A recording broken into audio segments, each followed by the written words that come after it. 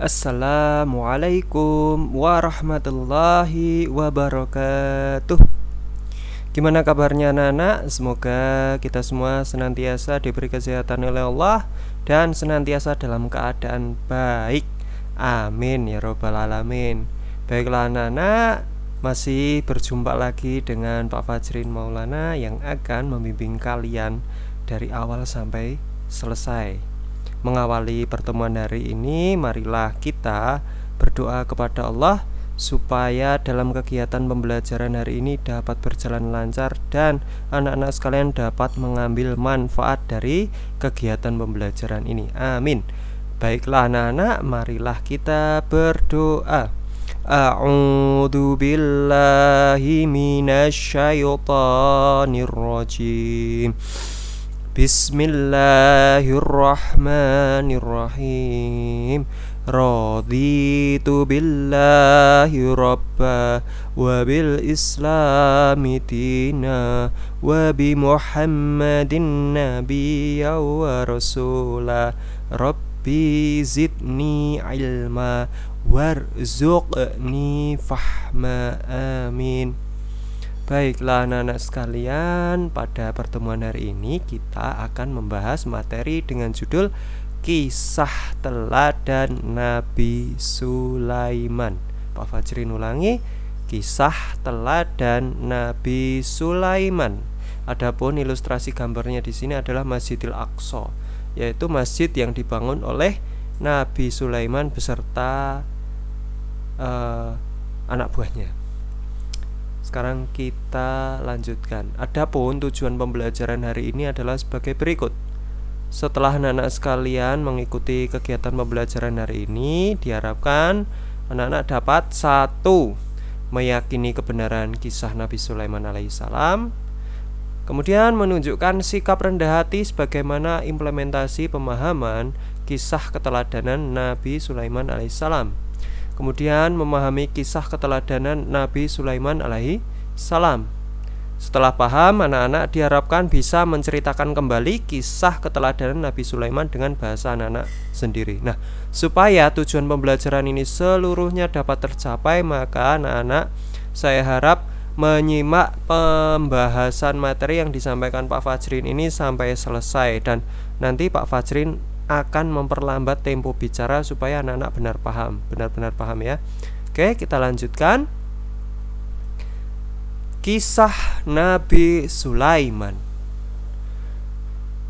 Nabi Sulaiman alaihissalam adalah putra Nabi Daud alaihissalam.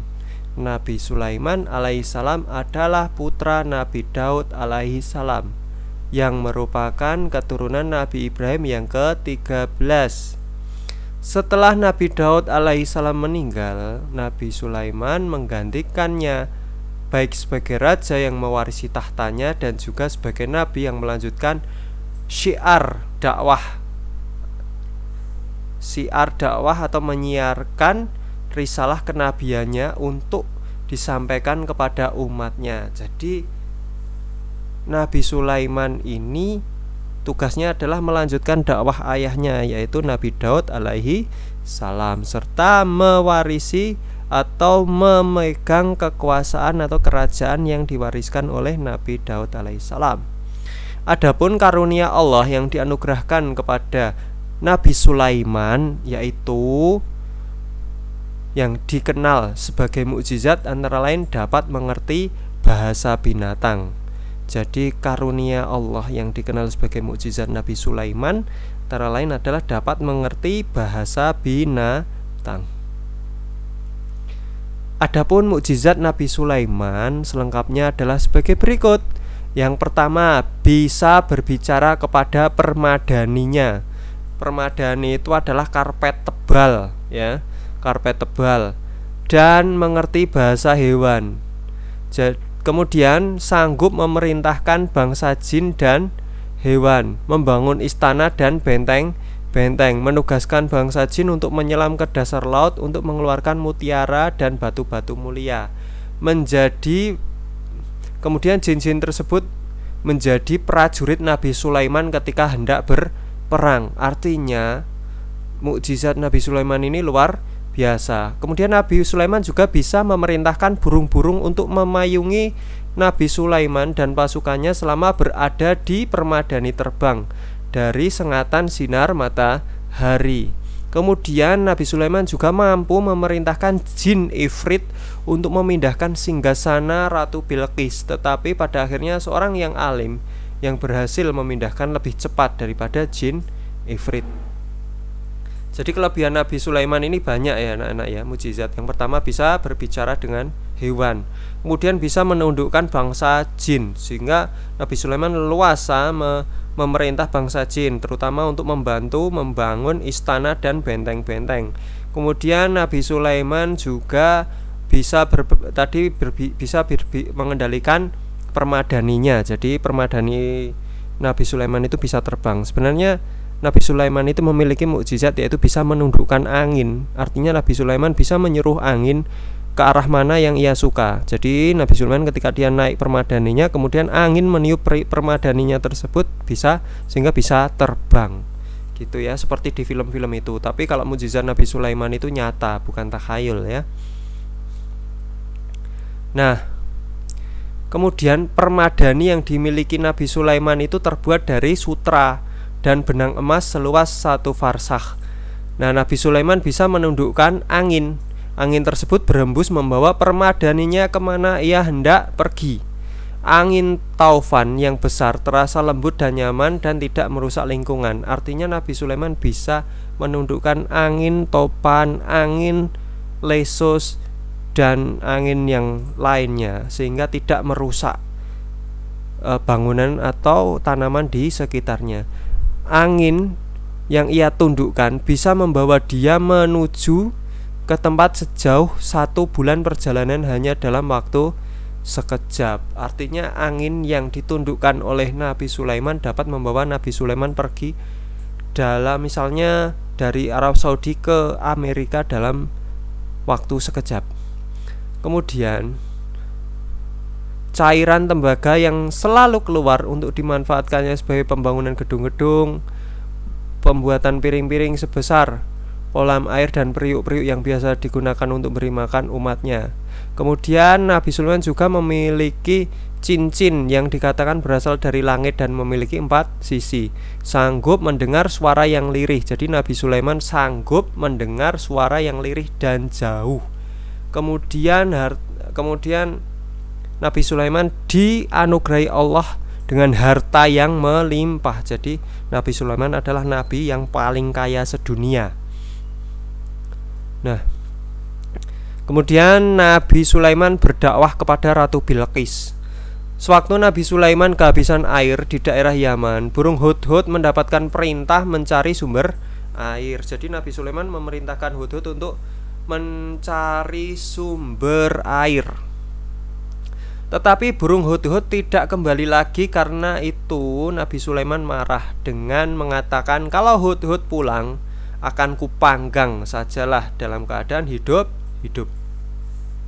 Baru saja Nabi Sulaiman berbicara demikian, burung hudhud datang. Kemana saja engkau hudhud? Tanya Nabi Sulaiman.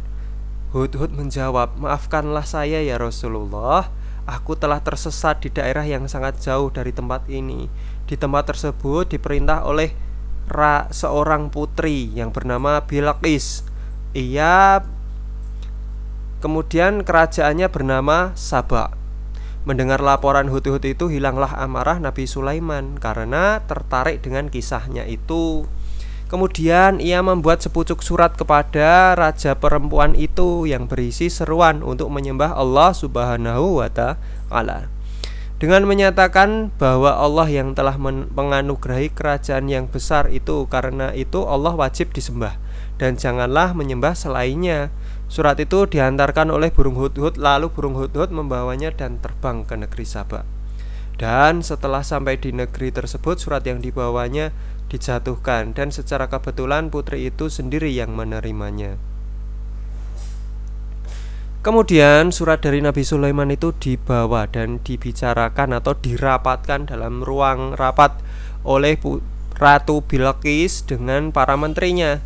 Dan hasil dari rapat tersebut, sebagian para anggotanya menyetujui permintaan Nabi Sulaiman.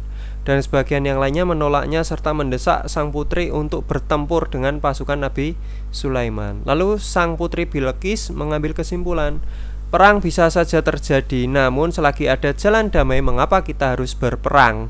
Sedangkan Nabi Sulaiman itu tidak mengajak perang. Pendapat dan kesimpulan putri atau putri Bilqis itu diterima, dan kepada burung hudhud diserahkannya surat balasan. Dalam surat itu diterangkan bahwa putri Bilqis akan mengirimkan utusan untuk menghadap Nabi Sulaiman. Nah, kemudian utusan Ratu Bilqis menghadap Nabi Sulaiman. Setelah surat dibaca Nabi Sulaiman, segera diperintahkan segala jin untuk membuat dan mempersiapkan istana yang indah. Halaman dipenuhi segala permata yang berkilau dari segala warna. Kemudian datanglah utusan Ratu Bilqis. Alangkah herannya mereka, tak diduga sedikit pun semula bahwa Nabi Sulaiman sekaya itu. Utusan Ratu Bilqis menghadap Nabi Sulaiman seraya menyerahkan hadiah dari Ratu Bilqis kepadanya. Nabi Sulaiman berkata kepadanya, "Maaf tuan-tuan, aku tidak memerlukan hadiah. Hadiah dan karunia Allah telah cukup bagiku. Kembalilah tuan-tuan, bawalah kembali hadiah ini, dan katakan kepada Ratu Bilqis bahwa aku memerlukan Ratu Bilqis dan rakyatnya menghentikan menyembah matahari. Sembahlah Allah yang Maha Esa. Kalau perintahku tidak dilaksanakan, akan aku hancurkan Ratu Bilqis dengan seluruh kerajaannya."